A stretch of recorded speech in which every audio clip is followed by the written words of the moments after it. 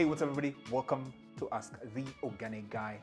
This is a segment where we get to answer some of the most asked questions on the internet. And today I want to deal with one of the most asked questions on the internet, and that is, what is conventional agriculture?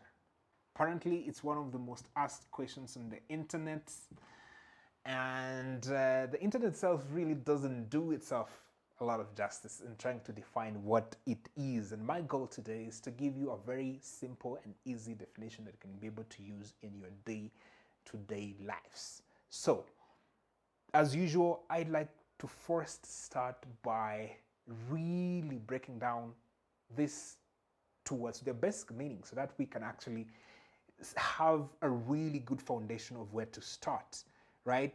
So, what does the word agriculture mean? Well, we do know agriculture is the art, science, and practice of cultivating the soil, growing of crops, and rearing of livestock. Right? So what basically this means is, if someone gives you a piece of land and you started cultivating the soil, you started growing some crops, you started rearing livestock, by definition, you will be practicing agriculture. Right. Conventional, what does it mean? You want to take a guess? Well, conventional is basically an adjective that is used to describe things that are normal, things that are ordinary, things that are standard, things that are well accepted. Okay? So, for example, it's well accepted that you should not drink and drive. That's a very conventional wisdom. It's well accepted that you should probably maybe fasten your seatbelt before you drive. It's conventional wisdom that you should probably wash your hands before you eat. Right? So in that example, so you can see convention is just meant to indicate something that is well accepted, that is something that is ordinary, something that is standard, something that a lot of people sort of agree to. And by that definition, then you can see why the founders of conventional agriculture were very definite in trying to define it like that, right? This is commonly accepted agriculture. This is what conventional agriculture is meant to mean. I bet if you walk to any person in the streets and ask them what's conventional agriculture, this is what they're going to tell you. But I know better than that, and that is why I believe just by leaving at that, it doesn't really help you at all. And this is where the internet leaves its definition. It doesn't give you any context at all. But something that is very interesting, the word conventional agriculture actually doesn't appear anywhere up until the early 20th century. This is when the first glimpse of the word conventional agriculture starts to be used. And for me, something that is very interesting is that there are other things that were happening during the early 20th century. Right? There are at least two things for me that I find interesting that were happening at this time. One is that there was the Industrial Revolution was happening at this time. You want to guess some of the things that defined Industrial Revolution? Well, there was the introduction of machinery. There was the introduction of mass production. At this time, there was factories that were being introduced. So a lot of the industrialists were like, if we can find a way to mass produce stuff, then that can be able to reduce our costs of production, right? At this time, there was also standardization. A lot of the industrialists were like, how can we be able to standardize our production that if we able even to move to Europe, we can sort of do the same thing. Something else that was that was happening during the early 20th century is that there was war. Interesting things was happening at this time. Well, there was the production of war tanks. There was the production of explosives and bombs. Well, there was the a production of synthetic chemicals at this time. And for me, I find it very, very interesting that a lot of the companies that were involved during the war, that were providing the war machines with the raw materials to produce bombs and to produce explosives, are the same companies that today are supplying farmers with inputs. The same companies who were supplying the warlords with synthetic chemicals are the same companies today that are supplying farmers with synthetic chemicals as well. some of the companies that you might actually know, right? So one, of course, you probably know Bayer, right? Bayer was actually one of the companies that produced an insecticide called Cyclone B. This same chemical, Cyclone B, that was produced by Bayer was the same chemicals that were used by Nazi Germany during the Holocaust. You can make this stuff up. A coincidence?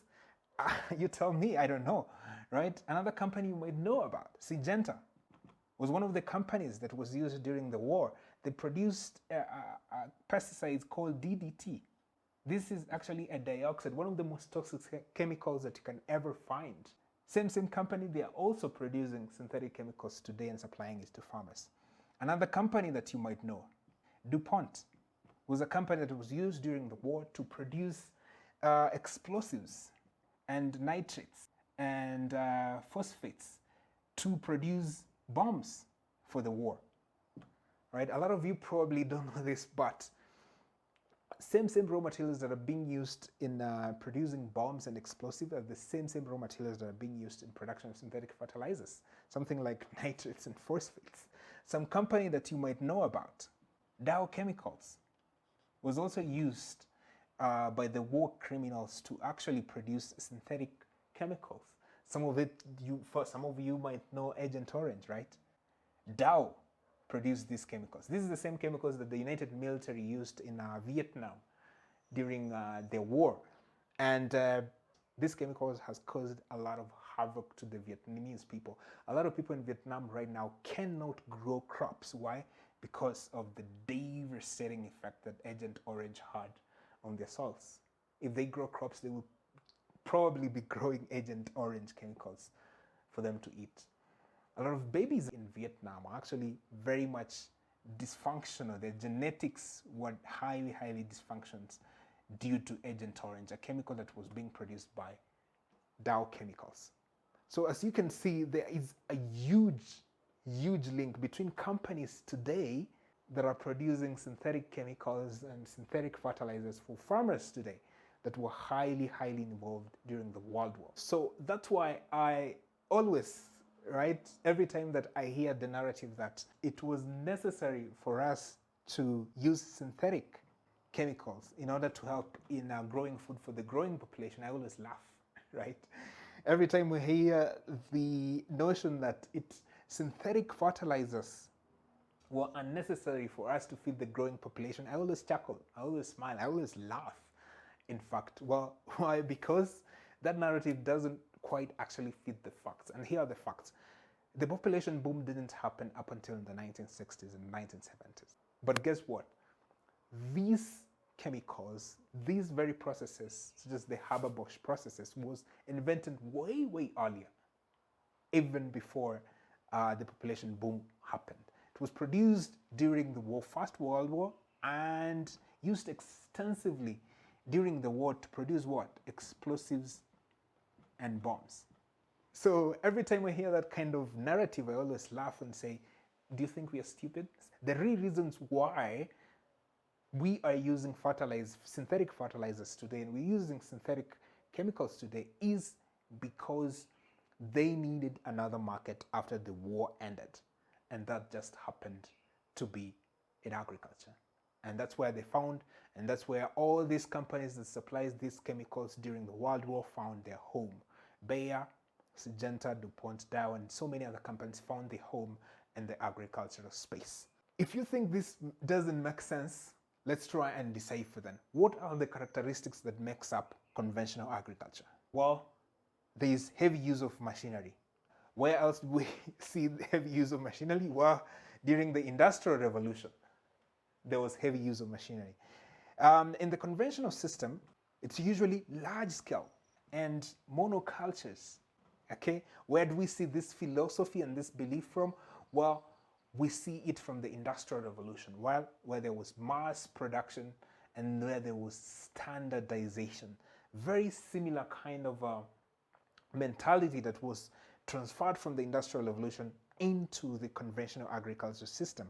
What else defined the conventional agriculture system? Well, there is heavy use of synthetic fertilizers. In fact, conventional system cannot survive without synthetic fertilizers. Where else we use Well, we see these raw materials very much used during the World War in production of explosives and bombs. The nitrates and the nitrates, these are raw materials that are being used for the production of bombs and explosives. Same raw materials that are being used in the production of synthetic fertilizers. What else is conventional agriculture known for? Well, there's heavy use of synthetic pesticides and herbicides. Well, where do we find this? Well, we find this during the World War, where companies like Bayer, Syngenta, DuPont, all were producing these synthetic chemicals for them to be able to be used during the World War as well.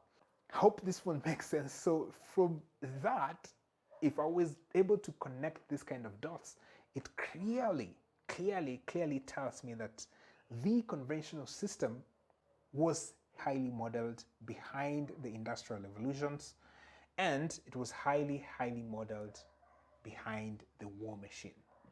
It's that basic premises that I found my definition and how I like to define conventional agriculture, and that is conventional agriculture is an industrial chemical farming system. Why industrial chemicals? Well, because we know it was heavily based at following the Industrial Revolution. Well, why chemical? Well, we know the conventional system cannot survive without the use of synthetic chemicals. I hope that kind of definition gives you a little bit of a gist of what conventional agriculture is, and this actually takes you back and gives you a little bit of context of how we got to the conventional farming system and why these basic characteristics of the conventional system make sense and where they come from. So I hope that one helps. So next time someone asks you, hey, what's conventional agriculture? Don't give him the dominant, the basic definition. Tell them this, that conventional agriculture is actually an industrial chemical farming system. So I hope that one helps. Till the next one, remember to be organic. Cheers.